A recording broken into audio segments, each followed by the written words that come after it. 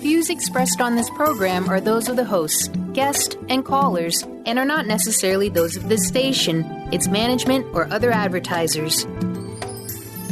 You're listening to Transformation Talk Radio.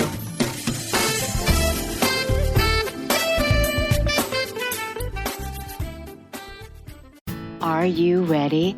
The Kornelia Stephanie Show, Wake Up to Love, your call to action. Join Kornelia as she empowers others to live heaven on earth.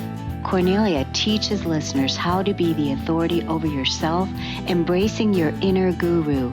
Feel yourself uplifted into limitless expansion, integrating ease and grace in a changing world. This show will cover topics such as unconditional love, your physical body, how to be in extraordinary relationships, create financial and emotional wealth, embracing entrepreneurship in the new earth.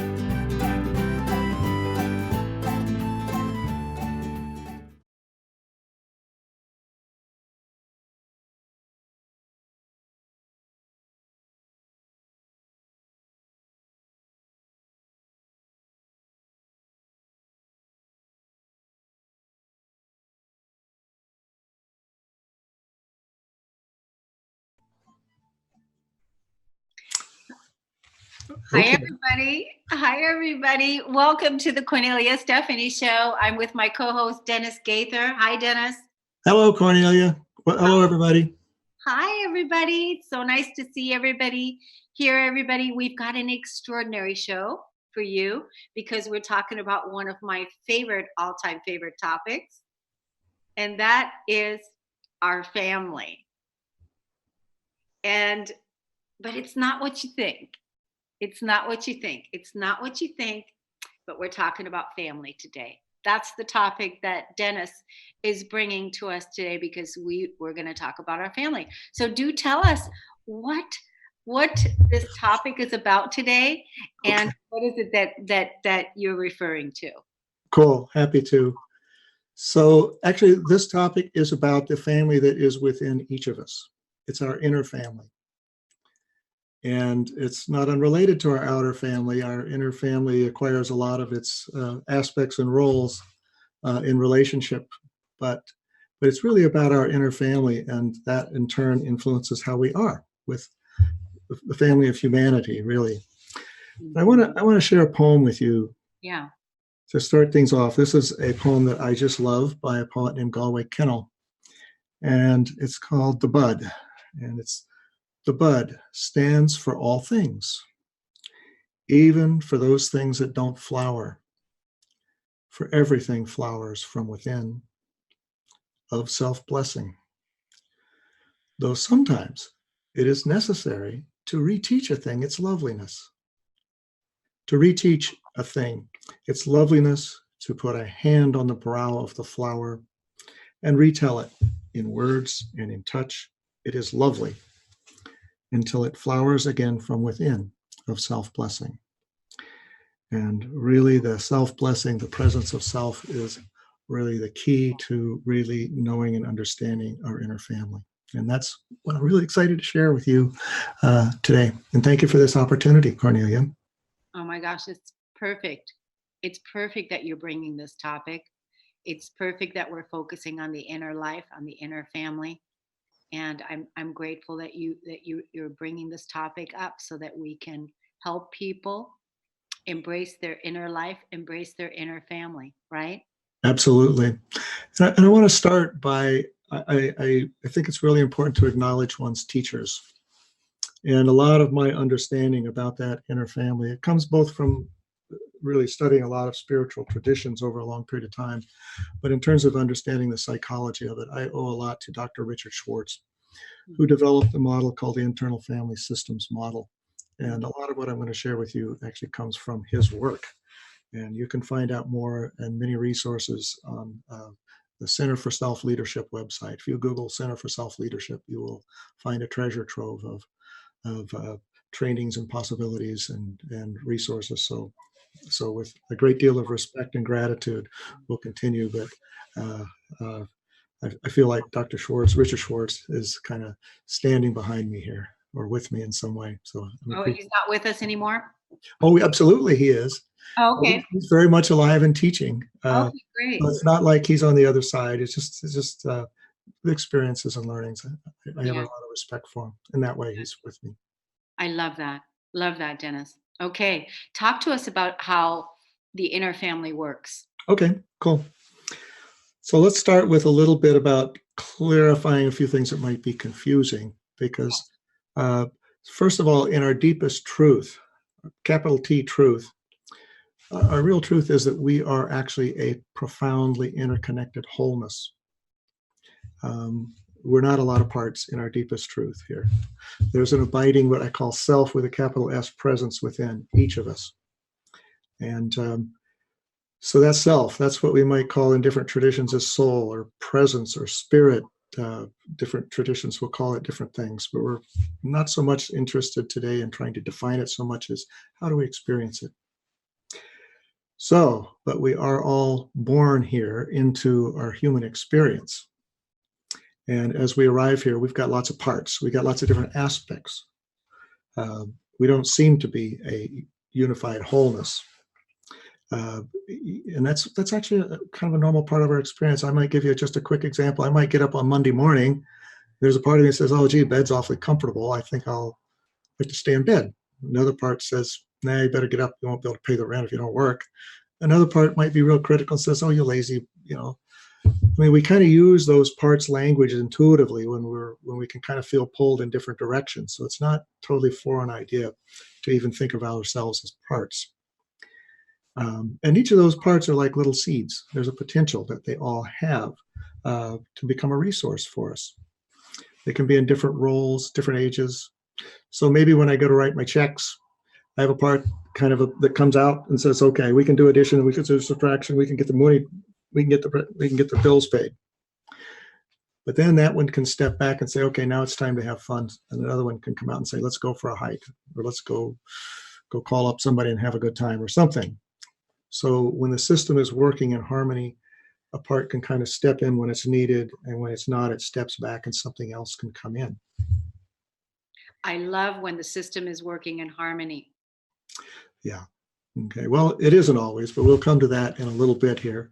But I'll say just a little bit more though about self, because that's really a key. And like I said, it's an abiding presence that's within us, and we all share that. And it's really not that anyone has more or anyone has less. It's a place of calmness, clarity, compassion that's within us as a potential, where we differ from one another, and actually differ not so much from one another, within ourselves from moment to moment to moment, is how much access we might have to it, and how much, where the blocks are to accessing self-presence. So this idea that there is something beyond our day-to-day experience self is not a new one in the world. It's been a part of every esoteric spiritual tradition for centuries at least, maybe millennia. Relatively new to Western psychology, but it's catching on. So a simple way to think of it here that's not quite so conceptual is a state of mind from which we can relate to our inner experience as well as our outer experience. It's kind of like the quiet center, the calm, compassionate, curious. We can relate with curiosity to that experience, and maybe with a sense of compassion, not only to what's outside, but what's inside. And sort of a key here is how can we, a way of kind of coming into more of awareness of self is to kind of notice when we're not there, and learning how to bring self-presence into relationship with some aspect of us. Let me give you an example here. I'm going to use my hands as sort of a model here as a guide. So let's say there's an aspect of, we all have many different aspects, and some of them we really like and we appreciate, and some of them maybe we have some judgments about and we don't like very much. So there's, we all got them. Let's say I've got my scared little boy part, my overperforming adolescent part. I got the part that my little needy part that says, oh, I got to have some confirmation from outside. I mean, we all have that one somewhere. But we may also have other parts that don't like those parts. So maybe there's another one that says, doesn't like that needy part. It says, oh, get out of here. You don't need any help. And it kind of takes over. So those are parts that kind of polarize with each other in different roles. And but turning towards a part means actually bringing self-presence to it. So let me give you a little illustration here. So let's say my needy part's up here. So it's in the driver's seat. You can't see this on the audio, but my two hands are locked in a clenched fist together tightly, which means I'm totally blended with that part. My worldview, my experience is just simply of that part. And the sensations I have, everything is that. There's no wiggle room there. I'm totally identified with it. So, but maybe if I can slow things down a little bit, take a breath. Take a couple breaths, maybe either on my own, or maybe I need some help from another person to help me do that. Maybe I need a little of their self-presence to help me do that. But things can kind of start to loosen up. So I'm kind of loosening my grip here a little bit here. There's a little more wiggle room. And now there's a little bit more perspective. I'm not quite so blended with this part. There's more possibility there. Just by kind of letting this know, hey, I see you. I see that you're feeling pretty needy right now, if that's what it is. Or I see you're feeling pretty angry right now, if that's what it is. So there's a little less identification. There's a little more space. And just acknowledging it, I've become less identified with that feeling or sensation, and more now I'm witnessing it. Still in touch with it, still in touch with what it's feeling, but now I can start to bring maybe a little curiosity about it. Oh, I wonder why it's up right now. What's about that? Mm-hmm. Or maybe some compassion. Yeah, I kind of see that. I see that how painful that is for you. So as I can notice how I'm feeling toward it, am I coming from that judgmental place, which is another part? I can ask that to step back, give us some space, and just be in a compassionate place with this one. That gets me in touch with my inner healer. I can kind of now start to find out stuff. Just the presence of being in that. This little needy part starts to realize, well, its need for something outside is less, because now it feels something from inside is there with it.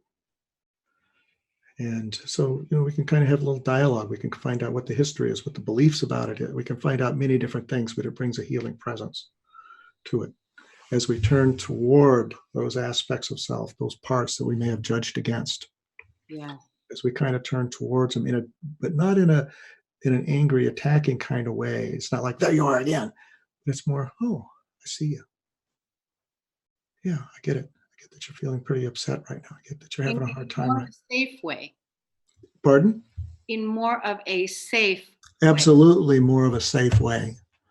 Absolutely more of a safe way, a gentle, kind of way. Those things start to loosen up inside, and we start to be able to get greater clarity, greater awareness, and there's healing there. Mm-hmm.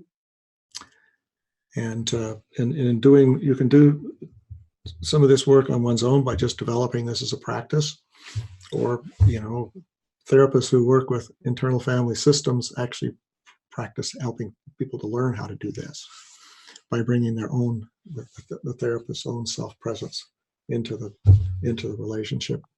Yeah, and what I really love is offering that safe space for yourself. Mm-hmm. That safe space where you said, how just loosening the grip, and just offering more of a letting go, so that you can feel the, because you said, I see you're feeling a little needy. I see. And so that is just as an observer, and just kind of a curiosity. I see, I feel you, I understand, mm-hmm. Kind of like that. And that offers a level of safety where like you said, it gets in contact with your inner healer, where now you can kind of relax a little bit. Absolutely. Absolutely. Yeah. That's right. And and sometimes I maybe I'm so blended with a part, especially if it was something that's holding really, really painful or something traumatic, it may not be possible to really access that on my own. But that's when the role of being with somebody else can really be helpful. Mhm. And it's sort of like what Richard Schwartz used to say: is there needs to be a certain amount of self energy in the system, and it may come from another person initially, but the goal is to for each of us to develop enough access to self that we can uh, be do a lot of our own self healing or self comforting at least. We never outgrow our need for others. We're just wired that way as human beings, but certainly we can become. Uh, we can kind of help take care of ourselves in that way, and we can kind of look at ourselves and help to release some of our burdens that we may be carrying, that those parts may be carrying. And the burdens, when I'm talking about those are beliefs that part organizes itself around. Right. Yeah. And I just want to clarify that beliefs are absolutely things that can be changed. Oh, absolutely. And I just want to clarify that. And beliefs are just thoughts that we think over and over and over again. Yeah, I'll say a little bit more about that because it is true. Um, but there's a cognitive part, which is just the belief, and sometimes just thinking about it, trying to think something different. Sometimes we may find that it doesn't, just in and of itself, that doesn't really quite work. And so that kind of leads us into maybe a little bit about how kind of our inner system is organized when things aren't so in harmony a little bit here. And because to me, that's been fascinating and extremely helpful. But all of us as human beings here, we come here with all these potentials here, this vast possibilities, but we're born into a body, and we're born into a family, a gender, a culture, certain expectations, and everybody human being has the experience that certain aspects of themselves can't be there. Either because they're disapproved of, or their shaming experience, or their scary experiences, many reasons that certain aspects are not, they can't have that here. Yeah. And so that aspect of the self of a person has to be kind of extruded, pushed out. We try to get rid of it. We can't really get rid of it. But what we can do is exile it to kind of a relatively remote part of our consciousness, either by walling it off or often freezing it in time in some way. And those are aspects that we call exiles. And those exiles, they hold core beliefs about themselves and about themselves in relation to others, that maybe things like, I'm just not lovable, the world's not safe. But when this aspect of self has to go away, something else has got to come in to take over so that we can function. And so maybe let's say there's my carefree child part that just wants to be a kid and trust that everything's being taken care of. Maybe in a situation where the child has to be sort of emotionally or physically caretaking, that little child part, carefree child part, can't be there. So it has to kind of go away. So what else is going to come there instead? Something else will step in. It's a good point. It's a really good point. It's sort of like when a person may lose their vision, their hearing becomes very tuned in. Yeah. So maybe the carefree, in this example, the carefree child part has to go away. It doesn't really go away. It just gets exiled. It still has its need there. Yeah. But it's just sort of not expressed. Yeah. Not directly. It may indirectly be expressed. But something else steps in. So maybe it's going to be the caregiving part. I'm going to take care of somebody else. So maybe I'll get ultimately, indirectly, my own need met here, or many other versions of that. But some other part comes in and steps in. And we call those managers. And it has a couple jobs. One is it lets us function in the world without that exiled part. So we can take on a role, so we can feel like we have a sense of who we are in this role, even though we've kind of lost a part of who we are in our essence. So that's part of what the manager does. But the other thing that the manager does is that when that exile had to leave, it took with it certain emotionals and experiences. When that exile left, so maybe often there's feelings of shame. or sadness or fear or anger or rage. There are many things that they might be carrying. And the system as a whole is afraid that it's going to be too destabilizing to have those feelings up. And so the managers are going to work really hard to keep that from happening. They're going to keep that exile at bay. So maybe I'm just going to work really, really hard to be a really good kid. So I'll feel loved and accepted, so that the part of me that doesn't feel lovable doesn't get to feel that pain again. So You're describing my childhood. I know. Well, there's a lot of childhoods that are kind of like that. Mine too, in certain ways too. The forms of the stories, there are kind of common themes being here. The forms differ in their details, but the part of the child that could be carefree is a common one, or many others. The part of us that just naturally feels lovable. The part that really resonates is, well, all these things, but the not getting my needs met as a child because I was the caretaker. Yeah. So, that was a big role. So all the way through, not until later on in my mid 30s did I feel safe enough to let that part come out and be heard, because prior to, the managers were very busy at keeping everything. Got it. And actually, your example there, what it really highlights, Kornelia, is just how much courage it actually does take to start to let some of the feelings of the exile come out. Because whatever the exile took with us, the grief or the sadness, so that's going to be part of its reemerging. It's a healing process, but it can be a part of how that can be. There can be fear about it, but what is helpful here is how we can bring self-presence and we can bring compassion as opposed to force. I'm going to say just a little bit more about another kind of group here of protectors. We call managers or protectors. They're kind of proactive. They're going to keep you from having that bad feeling again. Mm-hmm. Let's see. Oh, okay. The part of me that, let's say I have a part that was kind of embarrassed as a kid at kind of being unprepared. So guess what? I got a manager that says I'm going to over prepare for things.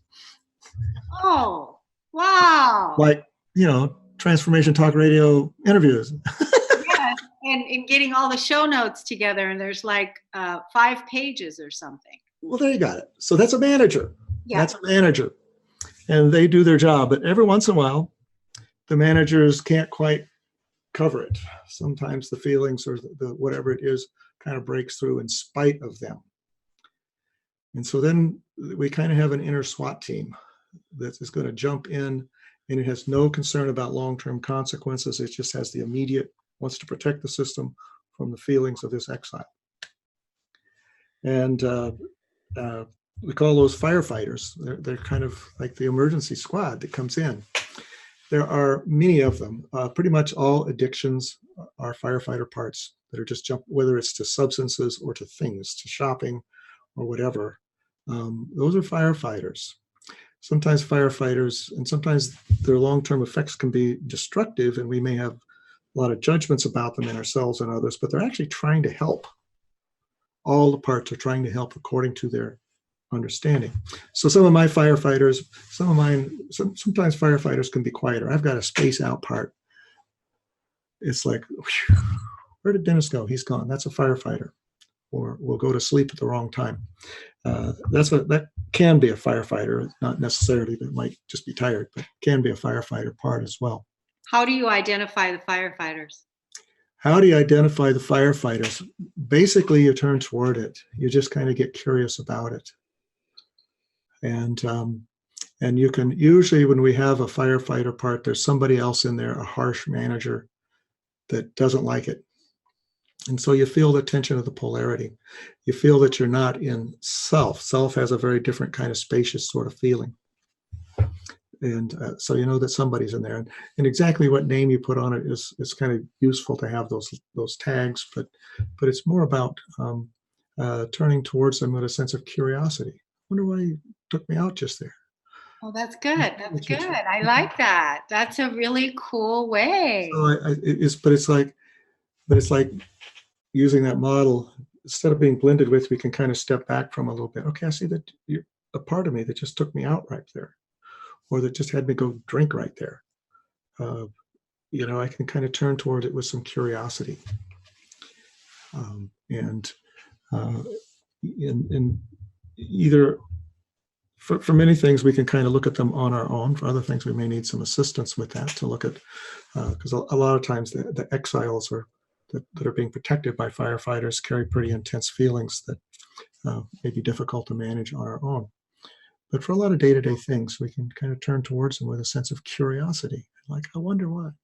Maybe there's something it wants to show me. We'll do a little exercise, actually. Yeah, it would be great to do that.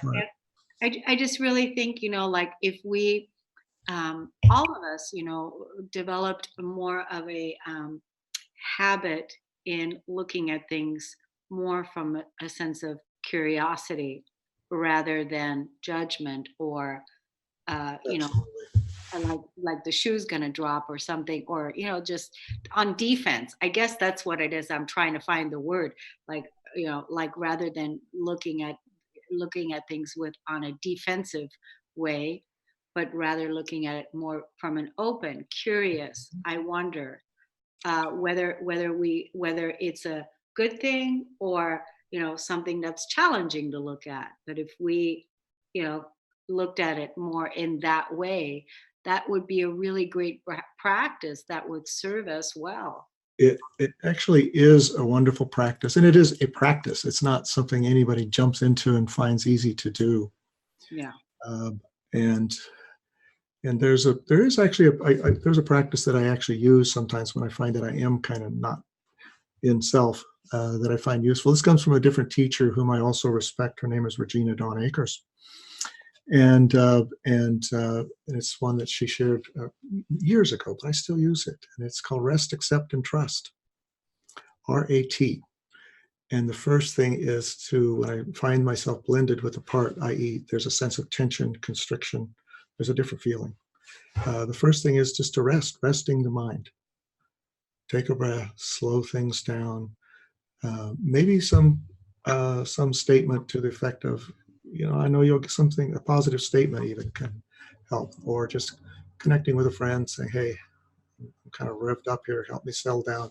So it's resting the mind. So the A, that's rest. A stands for accept. And accept means means accepting whatever feelings are arising within. So it's accept means not turning away from the upset, whatever it is, but not necessarily indulging it either, but just accepting this is what's going on. This is what's coming up inside me. And it's also, for the moment, is accepting whatever the outer situation is too. There may be a way of coming back to it and being in it in a different way, but first, if we can do some healing inside, we can be more effective, actually. The last one is trust. Rest, accept, and trust. The trust is just trusting that there is some higher wisdom inside me, and it's just allowing the spaciousness for it to come. And I find that last one actually really helps to kind of quiet things down. It slows things down. Self actually moves at a much slower pace. In a certain way, it's very quick, but in terms of the way the thoughts come, it's much slowed. It's kind of slowed down, so that we can actually have some awareness around it. Yeah, it's not so reactive. I love this. I love this practice. It's a wonderful technique and tool that you just shared with us, and I know that this is in service to really help us in a moment where we may find ourselves challenged. So this is a beautiful tool. Dennis, why don't we take a break on the Kornelia Stephanie Show with Dennis Gaither, and we'll be right back. Cool.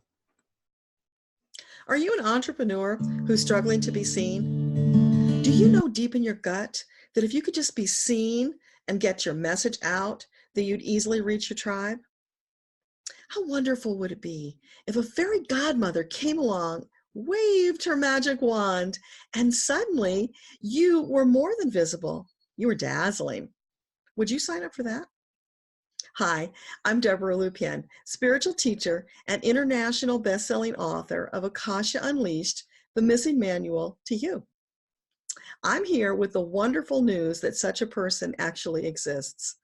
Her name is Kornelia Stephanie, and she's gifted at helping entrepreneurs become dazzling.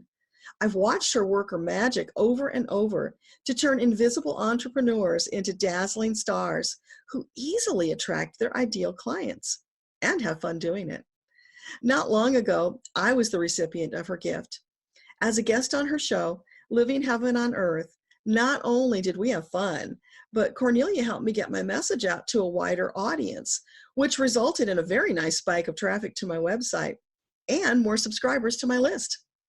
Did I mention it was incredibly easy? Kornelia's running a veritable media empire of uplifting programs. They cover a broad range of topics and have a large appreciative audience. That's a winning combination, folks. Guess what? Those shows need guests and hosts. Imagine, after guesting on a few shows, moving up to hosting your own popular show. That is absolutely possible for you. So now you have a decision to make.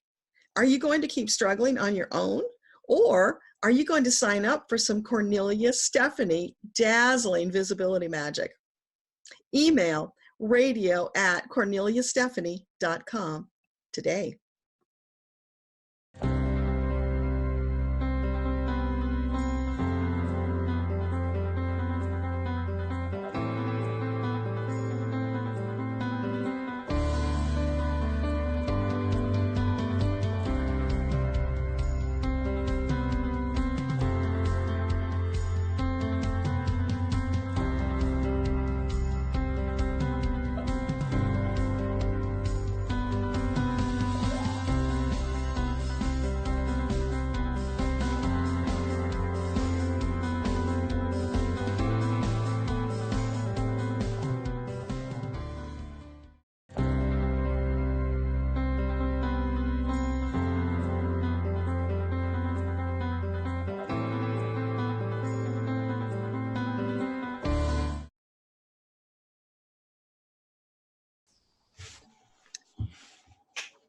We are back, and you're listening to the Kornelia Stephanie Show, and we're speaking with Dennis Gaither today, talking about how to love and listen to our inner family and all the moving parts within us. Dennis, you and I were talking about this on break. We're going to do a meditation, and we're going to do a little practice. And I'm always excited when you bring wonderful exercises to us that we can test and try out. Cool. Yeah, well, so am I. I actually like to, for things just aren't as real to me if I don't actually do them or experience them in some way. So this is intended to be just a little introduction to experiencing our inner family, and particularly our self-presence, capital S self-presence. This is it's a meditation. It's called Inviting a Part to Speak. And again, this comes from Dr. Schwartz, Richard Schwartz. And so I borrowed it from, there was a workshop called Accessing and Living from Self, and I heavily borrowed this meditation from there. So I'm going to invite anyone who is interested in participating to first just take a few moments and just let yourself become really mindful. So that means just letting yourself being aware of any thoughts, feelings, sensations that you might be having. So we're going to just kind of slow things down a little bit here and just settle in. And just noticing thoughts, feelings, body sensations. And as we do that, you're separating from them just a little as you come into a place of observing them. So you're still aware of them, but observing them. And as you separate from them and just noticing them, you're entering, at least to some degree, what we call self. Starting to bring some self-energy, some self-presence into your system. And from that place of self, you are actually more accepting of those emotions or sensations, rather than stressing about having them. You may feel a little bit more relaxed, spaciousness, maybe a little curious about your experience, or maybe a little sense of well-being. Emotions, thoughts, impulses, sensations, we're just noticing. Just noticing all of that. Now, all of that would be part of a mindfulness practice, which is a wonderful first step. And if we were just doing a meditation practice, we would just continue to notice those sensations and experiences from that place of witnessing. But in this meditation, I'm going to invite you to actually take another step, another little step here.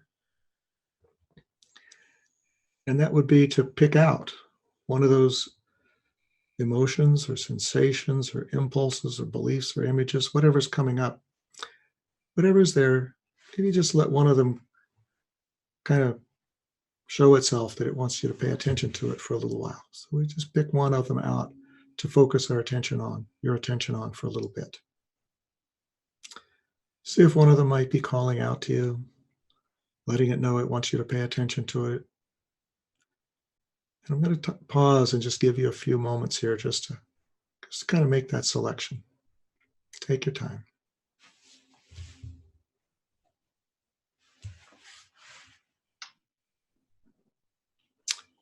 And when you have one in mind, then gently, very gently, just let your attention rest on it. Let your attention rest on it exclusively for a little while. And maybe you can find a place in or around your body where it seems to be located. And as you notice it, just let it know in a kind and gentle way that you're paying attention to it in this moment. I see you there. I'm paying attention. I feel you there. Just letting you know I see you. And notice how that sensation or feeling or memory or whatever it is responds to that. Just you paying attention to it. And as you pay attention to it, perhaps in that place in or around your body, notice how you're feeling toward it in this moment. Are you feeling mindfully accepting of it? Or maybe there's some parts of you that don't like it or fear it, or maybe even feel kind of dependent on it. I'm going to let all those be okay. Just noticing how you are in this moment, feeling toward this part of you. And if you are noticing anything, any feeling other than kind of a mindful curiosity or even compassion, that means that there's some other parts that are kind of wanting to get in the act and that they're influencing you. And what those parts do is they kind of influence us to see it in their way. And so just gently ask them if they would step back just a little bit and give you a little space just to focus on this one part. See if they would be willing to do that. If they can't, that's okay. You can just be curious about why they might not want to do that. We're not going to force anything. Absolutely nothing is forced. But see if they would be willing to step back so you can get to know this first part. We call that the target part. Just so you can get to know it in a different way. There might be something surprising that it has for you that you never knew before. It's kind of exciting. So just kind of see if you can just be curious about that focus part, the target part. And then follow that gentle curiosity. And this is a gentle, open kind of curiosity, open to whatever comes. There's not an agenda there. And you can ask the part, what does it want you to know about itself? And you can focus on it wherever it's coming from in the body and see if you can just let that part itself tell you. There might be a thinking part of all of us that wants to insert something and wants to think about it. But see if that would be willing to step back and give us a little space also. And just let it come directly from the part, whatever it is. So asking it what it wants you to know about itself. What is this part of me, this feeling, this body sensation, this impulse, whatever it is, what does it want you to know about itself? And we just wait. We just wait for the answer to arise from that place. And let it be okay if nothing does. Nothing is forced. But just trust that it may arise at some other time. And just respect that if this isn't the right time, that's okay. We want to be compassionate with whatever our experience is. So we'll give you just a moment to just be with that part here. Be curious about it.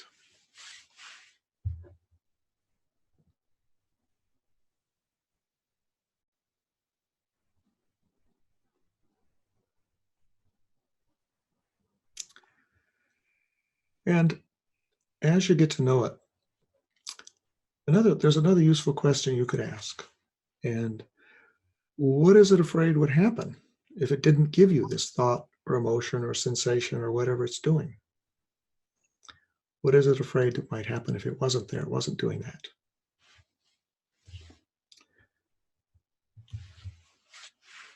And as you get to know this part,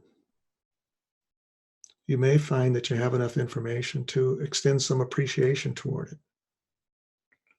You may appreciate what it's trying to do for you, knowing that all of our parts are actually trying to be helpful in some way according to their understanding. Maybe a sense of compassion for it if it's a painful part. See if you can extend that to this part and just see how it reacts. So take a little moment with that.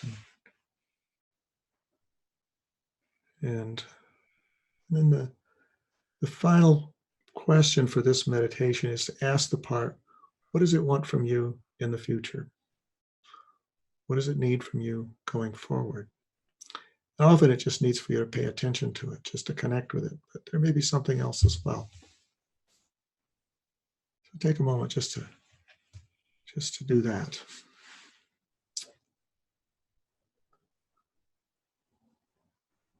And then when you're ready, you can just slowly bring your attention back outside and thank that part for showing up. Thank that part for showing up and sharing with you in this way. And thank all the other parts that stepped back to give you the space to do that. That little bit of gratitude is actually really important. And let them know that you're going to come back and visit them again. Okay, so in the last, I think we have these last just few moments here before we take another break, it looks like. So we can see how mindfulness is just an amazing, wonderful practice.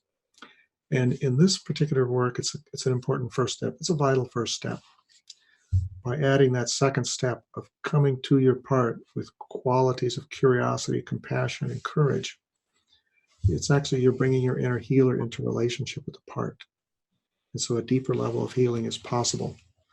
And it's not only because the part starts to feel more accepted and loved, but also because it starts to trust you, your capital S self, more as the leader.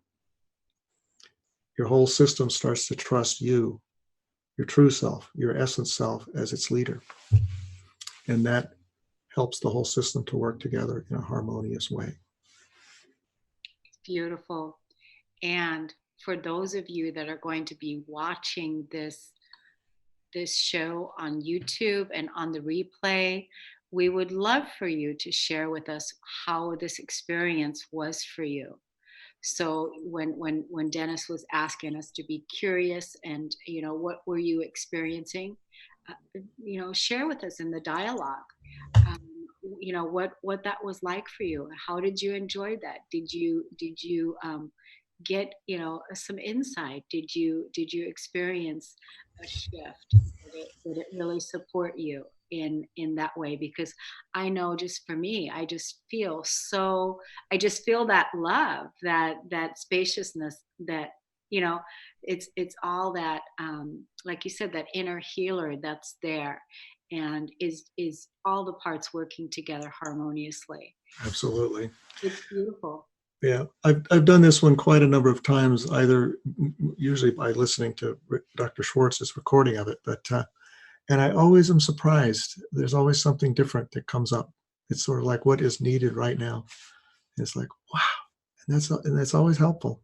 Yeah, and that's why it doesn't matter where you are, because wherever we are, there's always something, isn't it? Yeah. I find even with repetition, doing it more than once, it's easier to go deeper, actually, as it becomes more familiar Yeah, yeah, with practice. So yeah.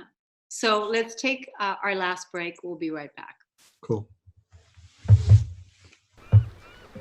Hello, my name is Charlene Hess, and I want to share with you my wonderful experience of choosing to use Kornelia Stephanie as my life coach. My life is so different now from where it was when I began working with her in 2011. At that time, I was in a dysfunctional marriage. I had my own business, I was raising 2 children, and completely dead inside. After working with Kornelia, I began to gain confidence. I began to learn and understand how to use my emotions in my life. I learned how to process the emotions that were stored in my body, the ones that I thought that I had already worked through in my 12 years of counseling prior to working with her. The process that she had taken me through of using my emotions to heal my life, to use my anger to find peace, was absolutely incredible.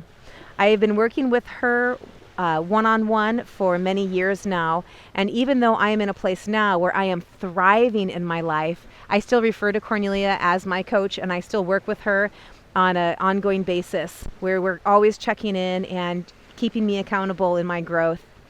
After working with her for many years, I decided to go through her wholeness certification coaching program, and it has absolutely been an amazing process.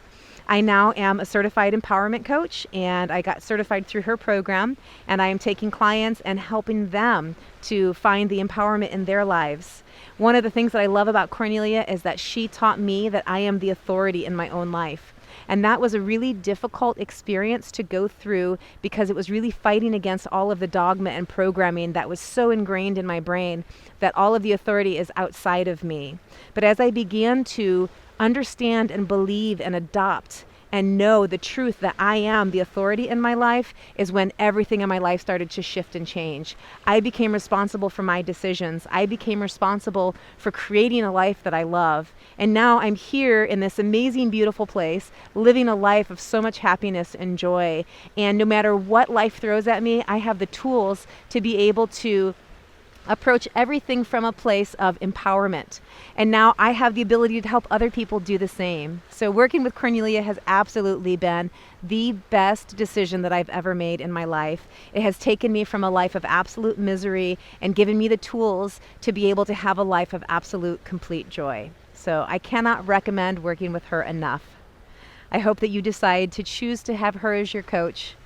Go through her empowerment coaching program, go through her wholeness certification, and I guarantee you won't regret it.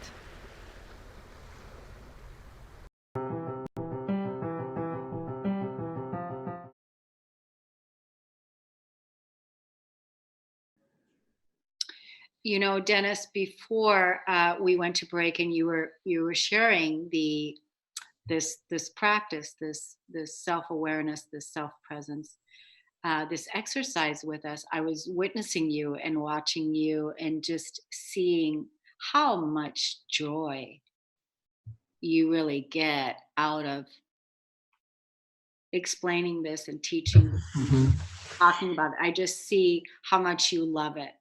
And what I wanted to ask you is, why do you love this so much? What is it about this line of work, this line of teaching? What is that joy that I see coming out of you that really loves doing this work? Yeah. Okay. So, and you're right, there is a lot of joy in it. And I think that probably there are many aspects, but the most joyful part of it is just the ability, or the opportunity, I should say, to witness blossoming, in another person, to experience it in myself. Those actually are more and more in line with each other, actually. Coming into presence with self.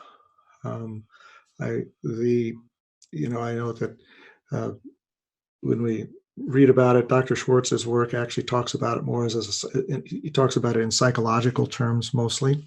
Mm. Although I've had conversations with him, he actually has a much bigger view of it than just that. And it's really our deepest spiritual universal self, and it's like a wellspring that when we can tap into it, it's hugely joyful, it's peaceful, it's calm, and it seems like there's kind of a yearning or a call that really at some level everyone has. I certainly know it in myself, and I see it, and I've experienced it kind of shifted into different forms. So I thought I was wanting something else, but it was really that deeper yearning for wholeness, for connection, and the connection gets reflected in our connections with each other, but it's really a reflection of a deeper connection inside, and that inner presence is a way, for me personally, it's that it's the experience of not having to feel alone. Wow. Not that I don't ever have that feeling of being alone and experience it as painful sometimes, but there's a way of realizing that I don't have to stay there. That there is a way of stepping back and coming in contact with something else, and drawing on the bank account of the many loving relationships that I have in this world, really all over the world at this point, and feeling a sense of compassion and love for them. The very first one of these talks that we did Mm-hmm. was about my project that I was involved with in Kashmir. Yeah. And, at this point, there's some things happening in Kashmir right now. The whole country is on the whole state. They consider themselves a country, but a state. They're on lockdown right now. And so there's no communication with people that I care a lot about, because they're closed down. And so there's a place in me that, in a way, I feel really deeply connected, even though I can't talk to them or reach them. And there's something very universal. There's a compassion for everyone who experiences something like that. The Tibetan Buddhist practice of Tonglen meditation is one that I actually use a lot as a way of, it's another path to self, really, to the same, there are many paths to the same thing. So I notice that as I'm even just talking about it in this moment, there's a sense of joy with it, but there's a sense of calmness and quietness inside as well. And there's a sense of communion with a lot of people. There's a sense of shared purpose, and with shared purpose, there's a presence that comes in. It's another aspect of self. Really, it has so many different ways of being experienced. It's universal, but we each have our individual experience of it that makes it seem kind of unique. But I find for myself, the deeper I go into it, the less unique it is. And that actually is sweet to me. Yeah.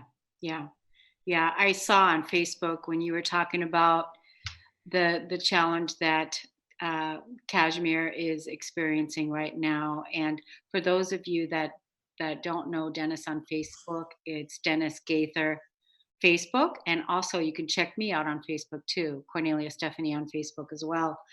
And you can follow us there. Dennis always shares a lot of his beautiful blessings and different beautiful images that he's created over the years and things that he loves, shares it with us there too. So you might want to check him out there on Facebook. Mm-hmm. So we just have a few minutes left. Dennis, what is it that you want to leave our audience with today? Yeah, I think I would like just for people to leave with a sense of knowing that they are not alone, that self-presence, whatever word you want to use for it. I use self as the one that I'm familiar with, but that presence is within you. It never leaves you, and it's a place, it's your inner healer. Everybody has that.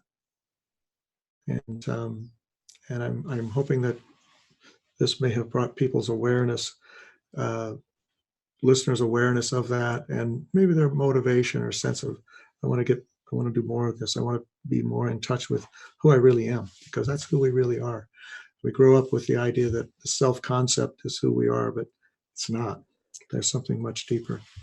And so if people have come just a little closer to that, even a little glimpse of that, I'm delighted. Yeah, it's beautiful. What a wonderful show today, talking about our inner family, our inner healer, and all the parts that that are within us, and to make friends with it all, right? And be curious about it, so Yeah. that we can experience a greater healing. Thank Yes. you, Dennis, so much for coming on and bringing this wonderful topic. And thanks everybody for listening and tuning in. And we'll see you all again next Friday on the Kornelia Stephanie Show. Thanks, everybody. Bye. Bye-bye, everybody. Bye.